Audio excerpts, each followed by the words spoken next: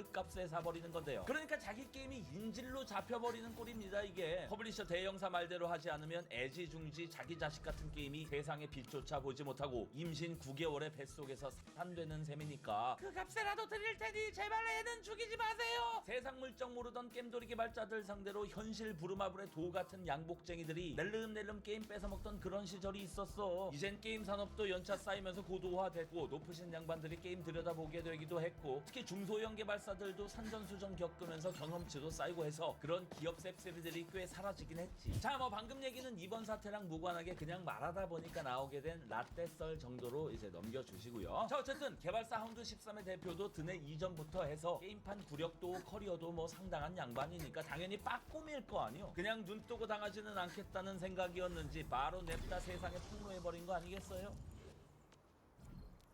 말 나온 김에 업계의 파다한 소문까지 볼게요. 이게 음모론에 그칠지 합리적 의심일지는 나중에 모든 진실이 까져봐야 알겠지만 1월 21일 웹제니 드래곤 소드의 출시일을 명일방주 엔드필드랑 딱 맞붙여버린 이유가 드래곤 소드를 일부러 망가뜨리기 위함이 아니었냐? 즉 고의 사보타주라는 세간의 추측입니다. 요즘 모바일 게임들은 런칭 첫 한 달의 오픈빨이 1년 매출의 절반 이상을 차지하는 경우도 있고 극단적인 경우엔 첫 일주일이 다 좌지우지하는 경우도 있어서 이 런칭 타이밍 잡는 게 더더욱 중요해지고 있거든요.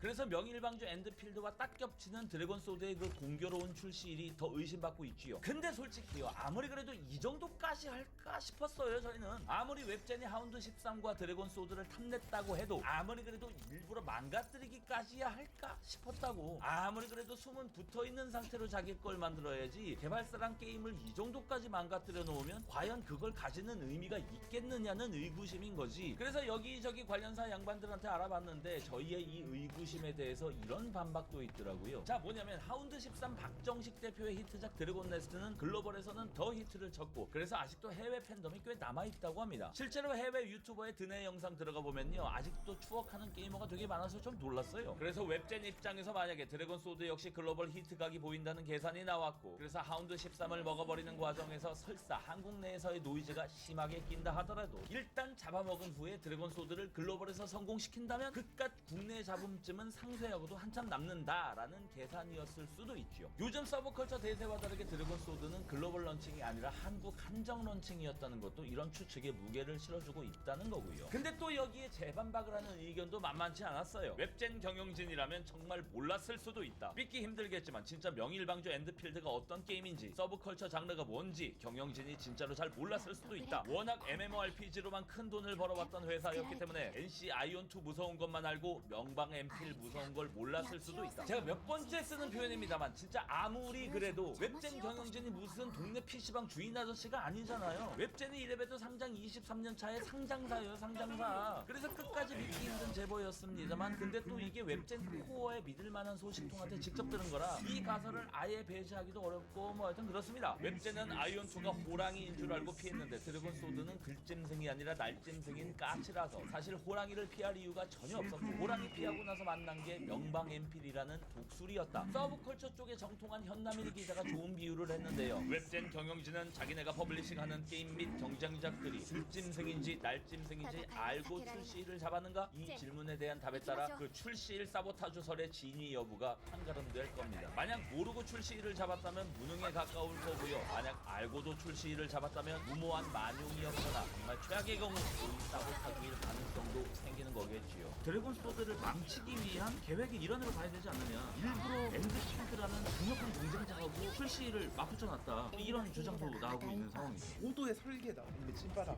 고도의 설계설은 이제 그런 주장을 기반으로 하고 있고 찐빠서울의 입장에서 보면 웹젠 높으신 분들의 머리가 거기까지.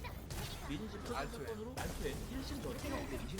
2심 졌어요. 근데 대법원 3년 넘었어요. 항상 거의 없는 거잖아요. 이런 경쟁만 입법당 타인의 성과를 부담스러워하는 걸로 판단이 되어서 이게 만약에 최종적으로 결론이 나온다면 알템을 거의 서비스를 그만둬야 될 수도 있고 알템 판결 때문에 NC한테 지금 계속 비식을 막고 있기 때문에 한참 오래했기 때문에 NC만 보이는 거 아니에요. 아는 만큼 보이고 사이언2만 보이는 거 아니에요. 어차피 밑 빠진 독에 물 붓기. MG 30억 미지급에 대한 웹젠 측의 입장입니다. 아니 밑이 빠졌건 위가 터졌건 아니 계약서에 도장 찍은 돈이면 줄 건 줘야지. 줄 건 줘줘. 어차피 뒤지실 것 같아서 길 안 드렸는데요. 킬러가 멘탱한테 위트를 하면 존나 싸대기 마렵지 않을까? 이런 걸 유식하게 자기 실현적 예언이라고 부르더라고. 어차피 게임이 뒤질 것 같아서 줄 돈을 안 줬다고는 하는데 줄 돈을 안 주면 반드시 게임이 뒤질 수밖에 없는 거지. 근데 사실 뭐 이프에 아무리 그럴듯한 가설을 세우고 분석해봤자 그리고 웹젠 측 주장을 최대한 사실로 쳐주고 반대로 하운드 13 쪽 주장을 최대한 안 믿는다 쳐봤자 웹젠 측에서 절대 명분 싸움을 이길 수가 없어요. 이 상황은 만약에 정말로 하운드 13이 너무 무능하고 게을러서 지킬 수 있었던 개발 완료일을 지키질 못했고 게임도 아주 쓰레기 개똥 게임을 만들어놔서 운영으로는 살릴 도리가 없었다고 가정해 줘도 아니 그래도 돈을 주기로 도장을 찍었으면 줘야지. 개발진 100명 가정하고 뭐 30억이면 이빠이 긴축해갖고 길게는 반년 가까이도 버틸 수 있는 금액인데 개발사 국간 앵꼬 나는데도 30억 줄도 안 주고 배째버린다는 건 그냥 문자 그대로 지금 바로 돼지라는 거잖아요. 지금 하운드 13 정직은 무급휴가 보냈어요. 라이브 게임이 런칭 한 달도 안 돼서 식물 게임이 됐으니 그냥 이거 게임 죽은 거잖아. 차라리 그냥 죽게 내버려두기만 한 거였으면 비정한 기업 정도로 포장이라도 되고 차라리 게임이랑 무관한 단순 채무 불이행이라면 블랙 기업 정도로 포장이라도 되는데 어떻게든 합심해서 게임 살릴 의무가 있는 게임 퍼블리셔 입장에서 이러는 건 진짜 도대체 웹젠 앞에 무슨 수식어를 붙여야 이 제 속마음을 솔직하게 표현하고도 제가 웹젠한테 모욕죄로 고소를 안 당할 수가 있을까요? 근데 그럼 어쨌든 하운드 13 입장에서는 도대체 살 수 있는 방법이 있긴 있는 거냐? 웹젠이 30억 대신 제시한 방법이 있긴 합니다. 하운드 13 개발사 너네가 유상증자를 한 다음에 액면가로 그걸 웹젠 자기들한테 팔아서 돈을 만들래요. 그러니까 쉽게 말해서 살고 싶다면 하운드 13의 대주주 자리를 넘겨라. 우리 웹젠의 따뜻한 뱃속에서 살아가라. 게다가 유상증자라잖아요. 이것도 쉽게 풀어서 지금 하운드 13 비상장 주식이 100주가 있다 치면 그걸 100주를 새로 찍어내서 총 200주를 만든 다음에 액면가 그러니까 그냥 헐값에 그 새로 찍어낸 주식을 자기들한테 팔라는 겁니다. 근데 이게 그냥 웹젠한테 대주주를 넘기는 걸로 끝이 아니고요. 신주 발행이 된다는 건 분모가 커지는 거잖아요. 분모는 커졌는데 분자는 웹젠한테 가잖아요. 그러니까 하운드 13의 다른 투자자들의 몫이 묽어지는 거예요. 희석되는 거예요. 지분 가진 데가 하운드 13 대표랑 웹젠뿐 아니라 가레나라고 싱가폴 계열 회사랑 소액 투자자들도 있는데 다른 투자자들이 이 과정을 가만히 두고 보겠냐고. 왜 웹젠 네가 대주주 먹는 과정에서 우리 모가치가 줄어야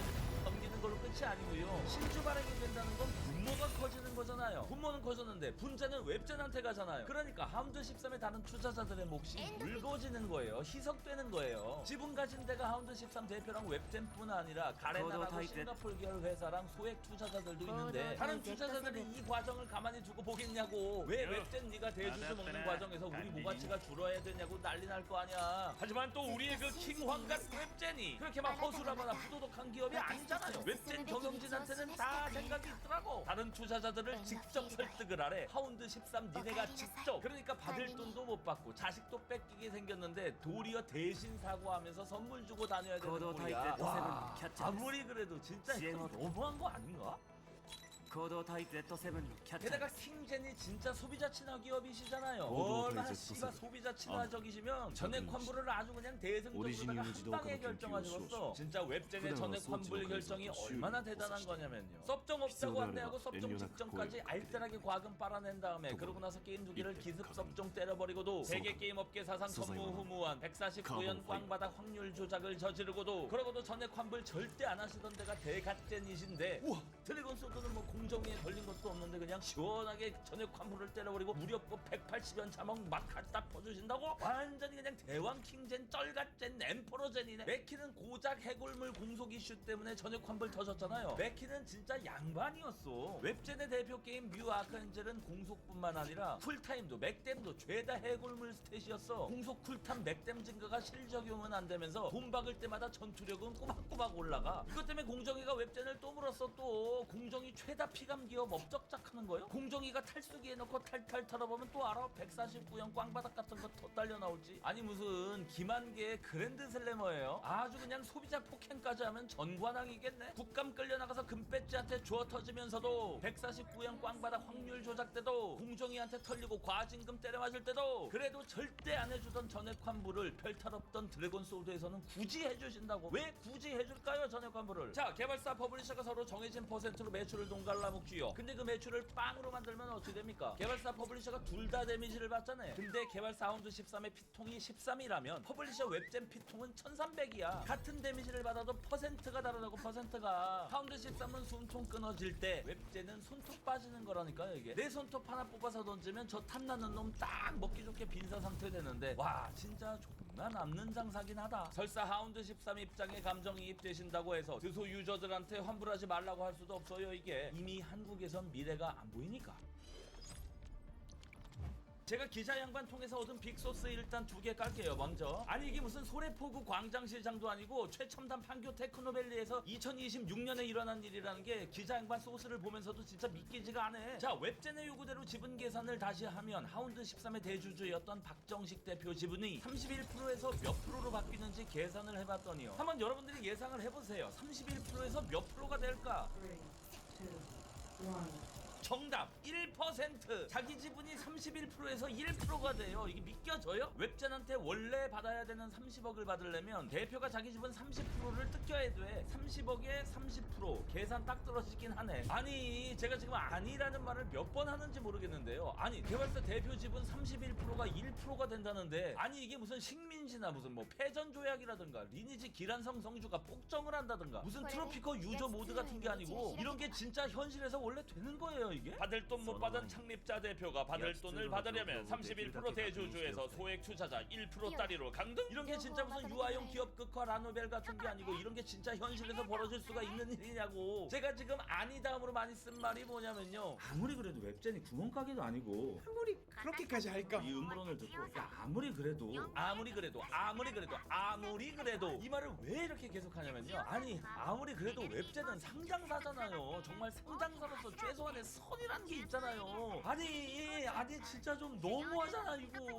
NHN한테 우회 상장으로 잡아먹힌 트라우마가 있으셔서 그런가? 뭘 그렇게 구태여 뱃속에 우겨넣으려 드시는 거요. NHN 그때 벌써 그거 20년 다 돼가요. 좀 헤어나오셔야지 이제. 자, 두 번째 빅소스. 아무리 그래도 동네 양아치 아니고 명색이 상장사인데 줄 돈 30억을 안 주는 최소한의 명분은 있어야 될 거잖아요. 명분, 법적인 명분. 기자 양반한테 흘러나온 정보에 따르면 줄 돈 30억을 안 줘도 되는 법적인 이유를 웹젠 법무팀은 이렇게 주장한대요. 불안해 항변권으로 인해 MG를 미지급해도 정당한 불안해 항변권? 딱 봐도 법기술 부리는 변호사 외국어다, 그지요? 아니 지들한테 불안감이 엄습하면 줄 돈을 안 줘도 되는 거야? 웹젠 이하 킹갓 제너럴 젠이라고 칭함. 이 감정적, 정서적, 심리적 불안감을 느낄 경우 하운드 13 이하 소액 투자자 딸이라고 칭함에 대한 미니멈 개런티의 지급 의무가 소멸한다. 아니 그럼 애초에 계약서를 쓸 때 이렇게 쓰든가. 판사님, 제가 돈을 안 갚은 건 정당합니다. 갚아봤자 얘는 어차피 인생이 답이 없어요. 갚아봤자 헛돈일 텐데 뭐하러 돈을 갚나요? 판사님, 제 말이 맞지요? 맞아 씨발, 좀 맞아, 좀 쳐 맞으라고.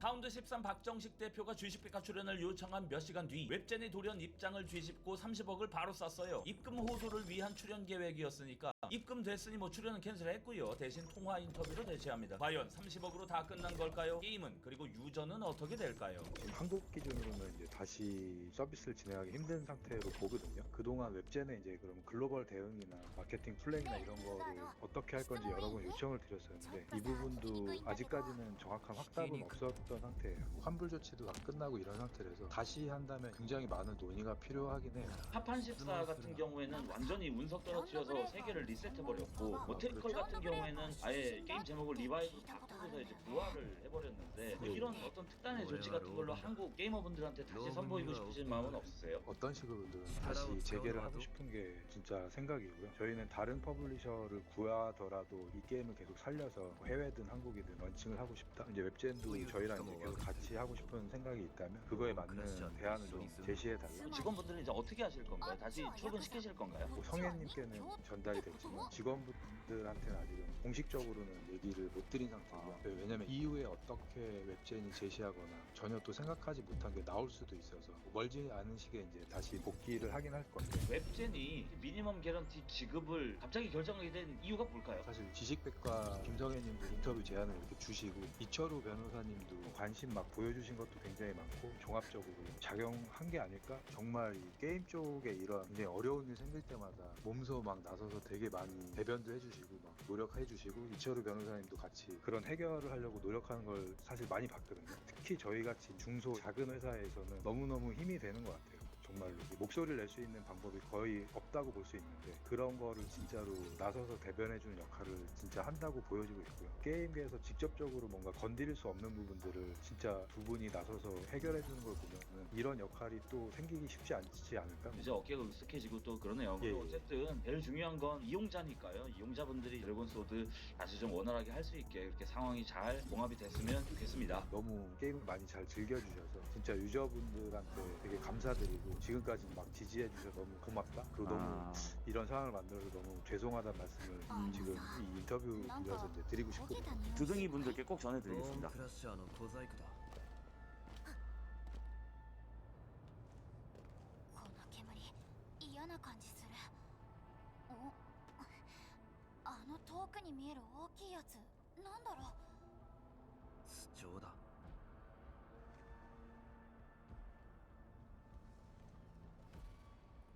主張はボーンクラッシャーの象徴だ。ランドブレーカーならみんな知ってる。いわばステータスだ。縄張りを示す役割も果たしてる。ボーンクラッシャーは奪い尽くして、残ったものは燃やして傷跡にする。主張に燃やせないものなんてほとんどない。だから火と煙は支配を宣言してるのと同じだ。あいつらが通った道には 네, 반갑습니다. 지난 영상에서 그 와일드 헌트 특수교육부가 주역으로 나오는 이벤트 스토리에 대한 얘기를 좀 했죠. 아무래도 종교 관련 이슈들이랑 같이 해가지고 가장 흥미롭게 생각하는 주제들 중에 하나가 예술이기 때문에 얘기가 좀 길어져가지고 분량이 초과되어 버렸는데 오늘 짜투리 얘기들, 하고 싶었던 얘기들 좀 간단하게 더 나눠보고 일단 예술 관련된 얘기는 좀 마무리를 지어보면 좋을 것 같아요. 들어가기 전에 블루아카미 서브컬처 관련 이야기거리들, 고민들, 사연들 라디오 이메일로 항상 접수를 받고 있고요. 라디오 영상마다 채택되신 사연자분들 중에 한 명 선정해서 기프티콘 드리고 있으니까 가벼운 이야기든 무거운 이야기든 편하게 보내주시면 감사하겠습니다. 그러면 바로 AI로 생성한 것이 사람이 창작한 것과 동일선상에서 인식 보면 뭔가 겹쳐 보이는 게 있으면서도 느낌이 확 달라지죠. AI 얘기를 좀 더 하려면 한 10달 정도 전에 채널에서 지브리 AI 관련해서 유행했었잖아요. 한동안 그거 유행할 때 올렸던 영상 얘기를 안 할 수가 없는데 그 영상에서 제가 중점적으로 다뤘었던 부분은 소비자들의 태도였거든요. 그 당시에 저는 AI라는 게 기본적으로 도구로서 존재하는 건 잘못된 게 아니다. 근데 AI로 생성한 것이 사람이 창작한 것과 동일선상에서 인식되는 것이야말로 오리지널리티의 종말이고 뭐 예술의 종말이다. 그리고 또한 소비자들이 뭐 AI나 일반 창작물이나 딱히 경각심 없이 적당히 소비하는 그런 풍조가 있다. 그런데 대부분의 소비자들은 그 예술이 포함된 영역, 그러니까 문화 콘텐츠에서 뭔가 심미적인 고양감을 얻고 싶어하는 경우가 많지 않고 단순히 여가로서 그냥 적당한 즐거움, 일상을 환기시키기 위한 유희로서 문화 콘텐츠를 소비하고 싶은 경우가 많다. 쉬는데 굳이 머리 아프게 이거저거 생각 안 하고 그냥 적당히 즐기고 싶은 거는 자연스러운 인간 심리잖아요. 그렇기 때문에 대부분의 사람들이 선별적이고 꼼꼼하게 소비하지 않는 그런 상황들을 잘못되었다, 뭐 이렇게 말하기는 좀 어렵다. 하지만 어쨌든 그런 흐름으로 인해서 예술은 점점 쇠퇴할 가능성이 높아져 갈 것이다. 그것은 특정한 누군가의 잘못이라기보다는 하나의 파도 같은 것이다. 대충 이런 내용으로 진행되었던 영상이었어요. 오늘은 그 얘기에 살을 좀 더 붙이고 싶은데 다른 관점에서부터 얘기를 시작해보면 재밌을 것 같아요. 지난번에는 소비자들의 태도에 중점을 맞췄다면 오늘 이야기는 공급자 쪽에서부터 시작을 해보면 좋을 것 같은데 여러분들 요즘 유튜브나 커뮤니티 같은 데 돌아다니다 보면 AI인지 구분하기 어려운 꽤나 잘 만든 것처럼 보이는 음악이나 그림들 쉽게 찾아볼 수가 있잖아요. 그리고 항상 그런 영상이나 게시물의 댓글에는 아니 예술은 인간만의 영역이라며, 뭐 블루칼라가 제일 빨리 대체될 거라며, 뭐 이런 류의 댓글들을 무조건 볼 수가 있죠. 근데 저는 그런 댓글들을 볼 때마다 드는 생각이 좀 있어요. AI로 대체되는 문화 콘텐츠에 대해서인데 이게 오늘 영상의 핵심이 될 것 같아요. 먼저 첫 번째로 드는 생각은 예술이 아니기 때문에 대체되는 것이다 하거든요. AI가 만드는 거는 결국 모조품이잖아요. 음악이든 그림이든 뭔가 새로운 것 혹은 자신만의 무언가를 만드는 게 아니고 원래 있던 것들의 짜집기잖아요. 그러니까 AI한테 대체되는 음악이나 그림들 뭐 여러 가지 것들은 1차적으로는 AI가 만든 것만 못한 경우가 많기 때문에 걸음망에 한번 걸러지고 시작하는 거라고 생각하거든요. 이 얘기를 하면 반드시 따라 나오는 주제가 순수예술이랑 대중예술 얘기인데 이게 하도 여러 군데에서 했던 이야기라서 딱 어떤 영상이었는지 기억은 안 나는데 여기 띄워놓은 것처럼 보시면 알겠지만 하루나 미야코 같이 얘기했던 영상이랑 카르바노그 도슨트에서 얘기했을 거예요. 작품의 성격이 강할수록 순수예술에 가까워지는 거고 상품의 성격이 더 강해질수록 대중예술에 가까워지는 건데 뭐 순수예술은 개척해내고 대중예술은 알린다 뭐 이런 차이점 때문에 어느 한쪽이 극단적으로 우위에 있다고 말하기가 어렵다 그런 입장을 고수해 왔었고 지금도 그 생각은 거의 바뀌지는 않았어요. 다만 AI가 개입하게 되면 이야기는 완전히 달라지게 된다. 대중예술의 영역에 있는 사람들 중에는 치명적인 약점을 하나 가진 사람들이 있는데 비범하지 않은 사람들이 노력으로 비벼서 업계에서 살아남아 있는 경우를 꽤 많이 관찰을 할 수가 있다는 거거든요. 여기서 비범하지 않은 사람들이라는 거는 프로 기준이에요. 당연히 저 비범하지 않은 사람들 프로신 기준으로 평범한 그 사람들도 일반인이랑 비교하면 압도적인 재능을 갖고 있는 게 맞기는 합니다. 아무튼 우리 그런 거 많이 볼 수가 있잖아요. 뭐 재능이 압도적인 거는 아닌데 뭐 수년 수십 년 갈아 넣어서 연습생 생활을 하거나 아니면 오디션에 막 10번씩 도전한다거나 아무튼 그런 것들을 통해서 이름을 알리고 약간 감동적인 서사 뭐 가족이 아픈데 꿈을 포기하지 않고 막 도전해가지고 뭐 그런 서사들로 인해서 유명해지고 그 유명세를 바탕으로 활동해서 먹고 사는 사람들 아니면 유명세가 그렇게 높은 편은 아닌데 뭔가 오디션이나 뭐 연습생이나 이런 거를 해가지고 막 엄청난 인지도를 일시적으로나마 얻은 그런 거는 아니고 그냥 아래서부터 차근차근 쌓아가지고 신에서 먹고 살 정도의 적당한 인지도만 있는 상태에서 공백기를 최소화하고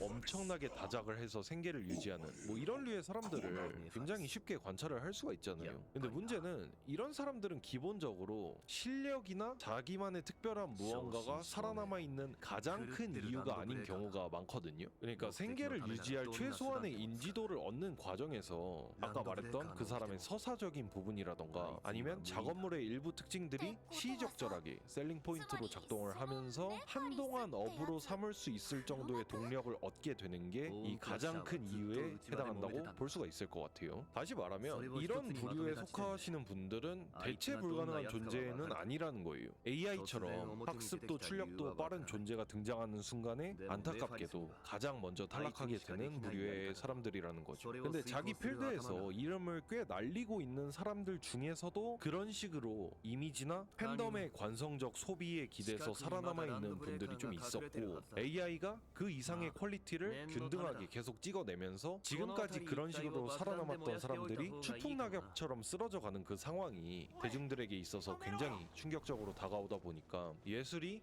AI에게 대체된다고 생각해버리는 그런 의견들이 자주 보이게 되는 거죠. 근데 이제 여기서 그런 생각이 무조건 들 거야. 아니 네로라는 예술가들도 AI로 똑같이 따라할 수가 있는데 그 사람들도 대체된다는 건 결국 실력이나 개성 문제는 아닌 거 아니냐. 여기서 이제 두 번째로 든 생각을 말해보고 싶은데 이거는 일종의 명분의 문제라고 할 수 있을 것 같아요. 한마디로 정리하면 예술이기 때문에 대체되는 것이다 라고 말할 수가 있을 것 같아요. 아니 위에서는 예술이 아니기 때문에 대체된다고 하고 여기서는 예술이기 때문에 대체된다고 하는 게 이게 대체 무슨 말이냐 모순 아니냐. 설명을 드릴게요. 예술이 아니기 때문에 대체되는 것들은 기본적으로 그것이 양산품의 바운더리를 벗어나지 못했기 때문이에요. 반대로 예술이기 때문에 대체되는 것들은 그것이 지니고 있는 예술적인 가치는 배제된 채로 상품으로서만 평가받게 되는 경향성과 동시에 거기 매겨진 예술적 가치를 포함하는 그 높은 가치가 소비자들을 설득하지 못했기 때문이라는 거죠. 그러니까 가성비 문제라는 거죠. 그러니까 엄밀히 말하면요 예술인 거든 예술이 아닌 거든 대체되는 프로세스 자체는 똑같아요. AI가 특정 아티스트의 결과물을 뛰어넘는 무언가를 출력하고 사람들이 가성비 면에서 AI가 AI가 낫다고 생각하고 AI를 선택을 하고 아티스트는 도태된다. 요 과정 자체는 똑같기는 해. 근데 이제 어느 지점에서 차이가 발생하게 되는 거냐면 위에서도 말한 것처럼 대체 가능한 걸 하고 있었느냐 아니면 대체 불가능한 걸 하고 있었느냐에 따라서 이 명분이라는 게 다르게 적용될 수가 있는 거죠. 왜냐면 대체 가능한 걸 하고 있었던 사람은 어차피 그냥 AI가 할 수 있는 거를 AI가 등장하기 전에 사람이 하고 있었던 것 뿐이거든. 이해를 돕기 위해서 간단한 예시를 조금 들어보자면 그 아이돌 시장에 나오는 공장식으로 찍혀져 나오는 보컬, 공장식으로 찍혀져 나오는 곡, 그렇게 완성돼서 나오는 공장식 노래들, 이거랑 AI랑 비교를 해보면 본질적으로 큰 차이는 없거든요. 그 프로세스가 뭐 그런 거 생각하시면 이해가 조금 쉬우실 것 같아요. 물론 그런 사람들도 뭐 배우고 익히고 성장을 하면서 자신만의 무언가가 자리 잡았을 수 있죠. 근데 그게 특별하냐는 좀 별개의 이야기이긴 하거든요. 자기만 할 수 있는 특별한 게 있었는데 그걸 꺼내놓을 실력에 도달하지 못했을 수도 있고, 아니면 실력은 충분히 프로 수준에 있는데 너무 이제 정형화된 커리큘럼만 계속 따라가다 보니까 자기만 할 수 있는 게 없는 채로 너무 많이 걸어왔을 수도 있고, 어느 쪽이든 간에 AI가 할 수 있는 것보다 앞서 있는 상태는 아니었던 거야. AI의 대체 능력 앞에서는 너무 취약한 사람들이었던 거죠. 반대로 예술이기 때문에 대체되는 사람들 같은 경우에는 AI가 그 사람들을 똑같이 복사해야만 잡을 수가 있죠. 앞에 예시 같은 경우에는 AI가 그런 류의 제작자들이랑 동일선상 혹은 앞선 상태로 결과물들을 뽑아내는데, 후자 예술이기 때문에 대체되는 사람들 같은 경우에는 AI가 그 사람들을 따라잡아야만 하는 상황이잖아. 그러니까 예술이기 때문에 대체되는 사람들이 대체된다는 것도 결국 AI랑 동일선상에 있거나 혹은 뒤쳐져 있어서 그래서 대체되는 게 아니고, AI가 그 사람을 어떻게든 따라잡았는데 가성비가 더 좋게 받아들여지게 되면서 대체가 된다는 거죠. AI의 입장에서는 어떤 데이터가 실존하는 순간 아무리 뛰어난 예술가라고 해도 반드시 어느 지점까지는 카피하는 게 가능하기는 하니까. 그래서 저는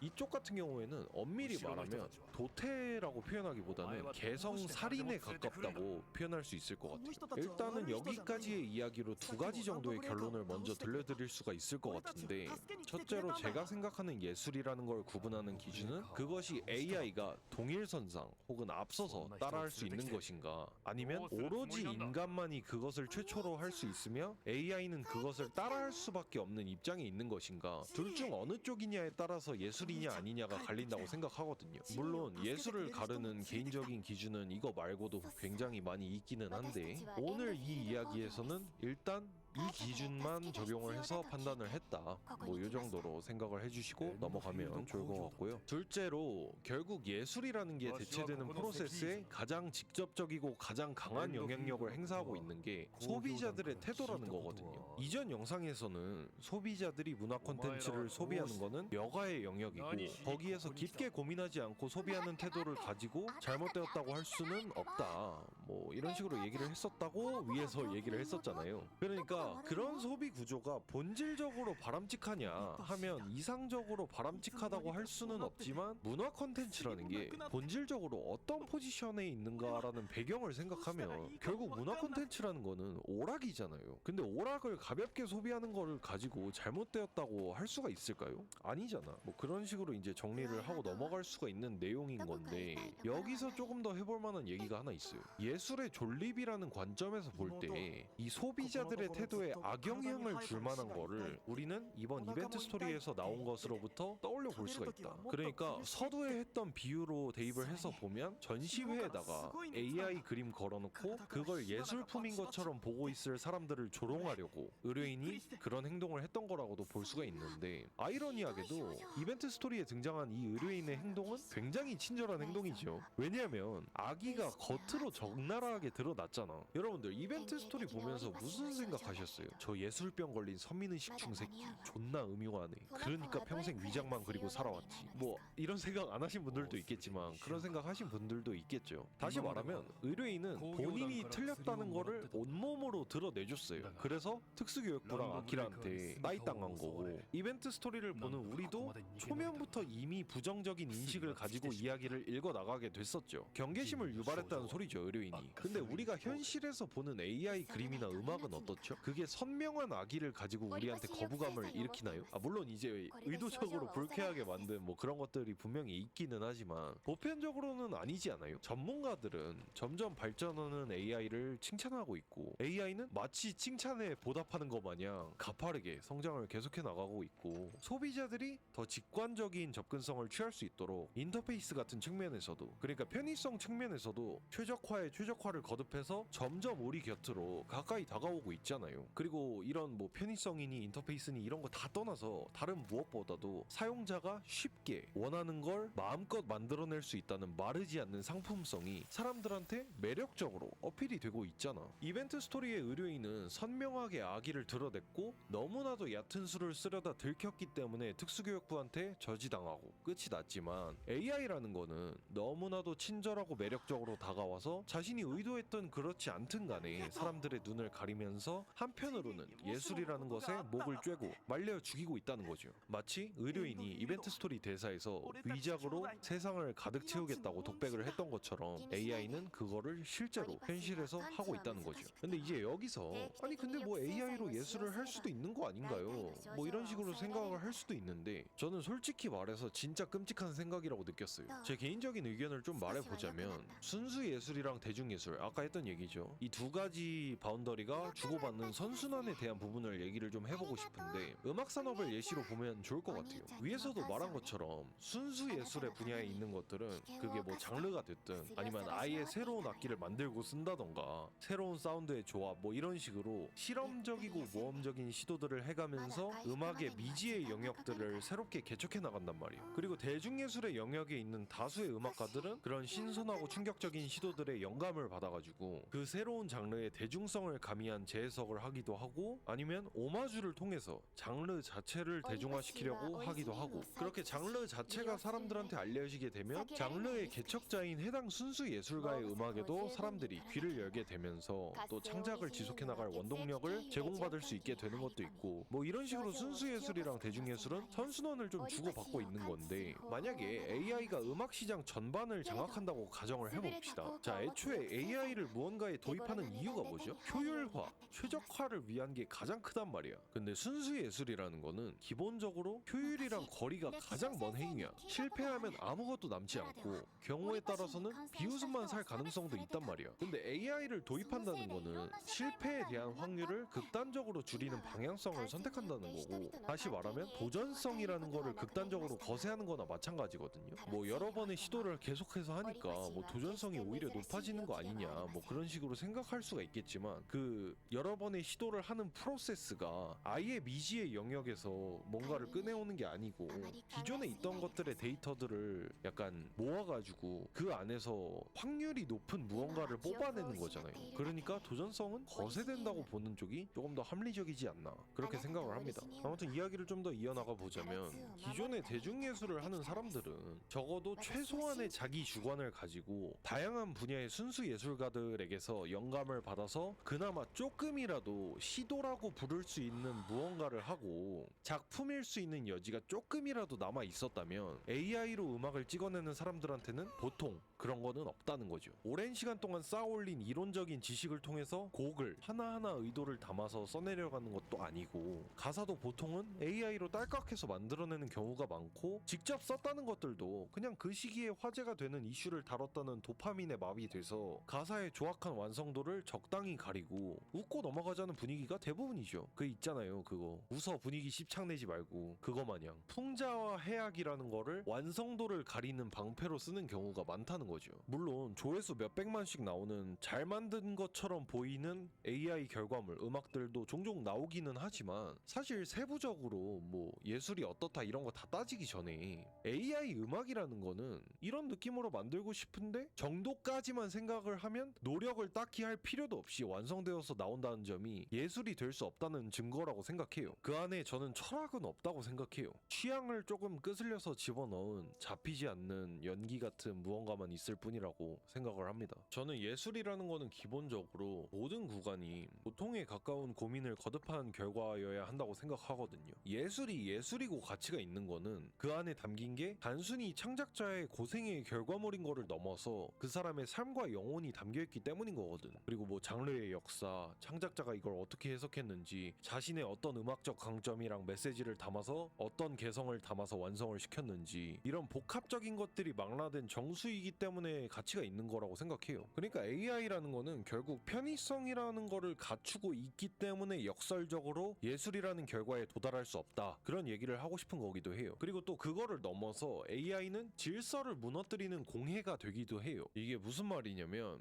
인간이 하는 창작이라는 거는 결국 결과물에 대응되는 정도의 리소스가 투입되어야 하거든요. 인력이 됐든 시간이 됐든 노력과 재능이 됐든 어쨌든 실존하는 리소스를 1대1로 교환을 해야 거기에 상응하는 결과물이 나오게 되는 거란 말이야. 근데 AI는 사람 수백 수천 명이 붙어서 해야 할 만한 분량을 혼자서 그냥 딸깍딸깍 하면 훨씬 짧은 시간 안에 마구잡이로 찍어낼 수가 있단 말이야. 그러니까 종종 나오는 그런 얘기들이 있잖아요. 법제화를 하면 어느 정도 질서가 잡히지 않을까? 뭐 저도 지금보다는 나아질 거라고 생각하기는 해요. 근데 AI 딸깍이라는 게 예술의 존립이라는 관점에서 볼 때 테러의 도구이기가 너무 쉬워서 실효성에 대한 의문도 동시에 가지고 있어요. 그리고 또 다른 얘기를 하나 더 해보자면, 그게 그림이든 음악이든 뭐 영상 미디어든 뭐든 간에 해당 분야에서 전공을 했거나 아니면 그 분야의 일에 대해서 오랜 시간 공부를 하고 실무를 경험을 해온 사람들은 그 분야의 모든 프로세스가 어떻게 존중받아야 하는가에 대해서 배우는 과정에서 자연스럽게 습득을 해나가게 되거든요. 달리기로 비유를 하자면 우리가 한 3km, 5km만 뛰어도 사실 엄청 힘들잖아요. 근데 그렇게 뛰고 나서 42km를 막 2시간 근처로 끊는 그런 사람들을 보면 내가 힘들었던 기억이 나면서 그 경이로움이 느껴질 수밖에 없잖아. 그 과정에서 그 사람이 대단하다는 마음, 존중심이 생겨날 수밖에 없잖아. 왜냐면 인간은 자기가 경험한 거를 더욱 각별하게 생각하기 때문에. 운동뿐만 아니라 창작도 마찬가지죠. 자기가 창작을 하기 위해서 무언가를 배웠다면 자기보다 앞서서 그 업계에 발을 들인 뛰어난 창작자들의 결과물과 그 과정에 대한 부분들을 자연스럽게 존중하는 방법을 배운단 말이야. 가장 빨리 가장 깊게 배울 수 있는 방법이 그거를 직접 하는 거잖아요, 결국은. 근데 AI로 무언가를 만드는 사람들은 그 모든 프로세스를 건너뛰고 결과만 취하는 사람들이야. 창작을 위해서 오랜 시간 동안 공부하고 오랜 시간 동안 노력해온 사람들이 배우는 존중을 AI로 무언가 찍어내는 사람들은 배우지 못한단 말이야. 왜 그렇게 단정을 할 수가 있냐면, 이거는 간단한 문제예요. 애초에 노래를 만들고 싶으면 작사를 배우고 작곡을 배워야 돼. 그림을 그리고 싶으면 선 긋는 법부터 배워야 돼. 근데 그 길고 고된 반복적인 노력의 시간이 싫어서 AI를 선택한 사람들이 배움의 과정에 들어서야만 진정으로 깨우칠 수 있는 그 분야의 존중만 쏙 빼가지고 따로 어디선가 배워갖고 온다? 그게 더 말이 안 되죠. 이게 약간 그런 거를 생각하면 좀 더 와닿을 것 같아요. 가족이 죽었을 때 느끼는 슬픔이랑 그냥 옆집에 사는 이웃의 가족이 죽었을 때 느끼는 슬픔이랑 똑같나요? 다르잖아. 왜 다르죠? 내 일이 아니기 때문에 다른 거잖아. 하물며 사람의 삶과 죽음에 대한 부분조차도 그런데, 인간 사회의 가장 무거운 부분조차도 그런데, 통상적으로 기호품 정도로만 소비되는 예술 분야에서 게다가 자기가 직접 경험하지 못한 거에 대해서 그 업계에서 마땅히 지켜져야 할 존중심을 갖고 있다고 주장하는 거는 현업자들도 무시하고 자기 자신도 존중하지 않는 끔찍한 거짓말이죠. 사실 뭐 이렇게까지 장황하게 설명할 필요 없이 그냥 요즘에 뭐 뉴스만 봐도 연예인 누구누구가 AI로 만들어진 무언가의 불쾌감을 표했다, 뭐 이런 얘기들 어렵지 않게 찾아볼 수가 있거든요. 뭐 키아누 리브스가 자기 얼굴로 AI 광고 만든 거 보고 당황스러워했다, 스칼렛 요한슨이 자기 음성 AI로 딴 거 보고 불쾌해했다, 뭐 이런 거 찾아볼 수가 있단 말이야. 존중 없는 AI 컨텐츠가 범람하고 있어가지고 연예인들 본인들한테까지 닿고 있다는 얘기죠. 이미 어디에서는 공해가 이미 돼가지고 피해를 주고 있다는 거고, 앞에서 말했던 테러에 가까운 그런 행위가 지금도 실존하고 있다는 거죠. AI라는 건 결국 그런 거라고 생각해요. 뭐 지금이야 뭐 유튜브에서 이런저런 웃긴 것들 많이 나오고 중간중간에 고퀄리티처럼 보이는 노래들도 막 조금씩 나오고 진지하게 꽤 괜찮아 보이는 것들이 슬쩍슬쩍 나오니까 AI가 예술을 할 수 있는 것 같고 괜찮은 것 같아 보이지만, 그거는 결국 이미 나와 있던 것들을 짜깁기 한 것이기 때문에 우리는 그 짜깁기 너머에 있는 원본에 대한 좋은 기억을 AI의 결과물에 오버랩해서 보고 있는 거거든.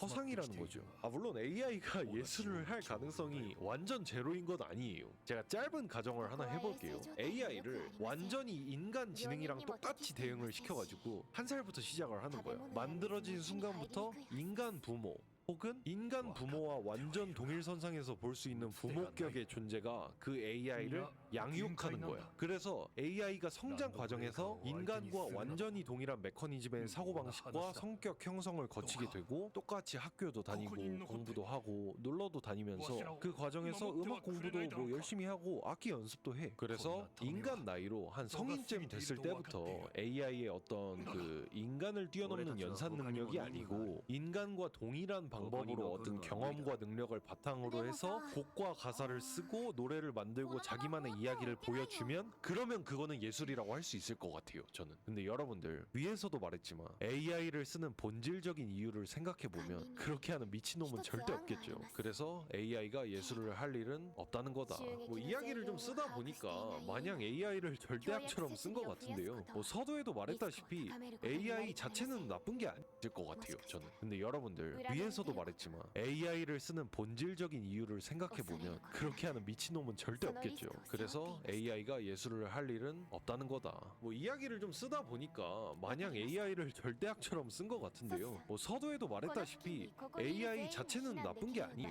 적절하게 도구로 사용하는 거 나쁜 게 아니다. 다만 그걸 사용하는 사람들, 공급자들이 과학의 생성 능력에 의존하는 거라던가 그 결과물을 본 소비자들이 주로 가성비나 일차적 만족감에만 집중하는 거, 이 요소 하나하나만 뜯어놓고 봤을 때는 잘못이라고 할 수는 없지만 어쨌든 결과적으로 이런 행동들이 모여서 예술의 종말 시계를 앞당기고 있다는 거. AI는 결코 예술을 할 수 없다고 생각을 하지만 예술을 할 수 있고 없고는 업계의 존속과는 별 관계가 없는 현실이라는 거, 그거는 조금 유감스러울지도 모르겠어요. 그래서 예술의 파멸은 인간이 불러온 재앙일 거라는 말을 썸네일에도 써놨던 거기도 해요. AI가 지 혼자 각성해서 예술을 개박살내지는 않을 테니까 결국 인간의 손을 타면서 모든 일이 시작될 테니까 AI가 거대한 파도처럼 덮쳐오고 있는 이 시대에 특히 우리 블루아카처럼 2차 창작자들이 열심히 활동해주고 있는 이런 시는 더더욱 그런 변화를 뼈저리게 체감을 하고 있을 것 같은데, 저는 예술적 창작을 업으로 삼는 사람은 아니기는 하지만 적어도 창작자들이 AI에게 느끼는 복합적인 감정들에 대해서, 그 고통에 대해서는 꽤나 깊게 공감하고 있는 사람이라고 생각을 해요. 그래서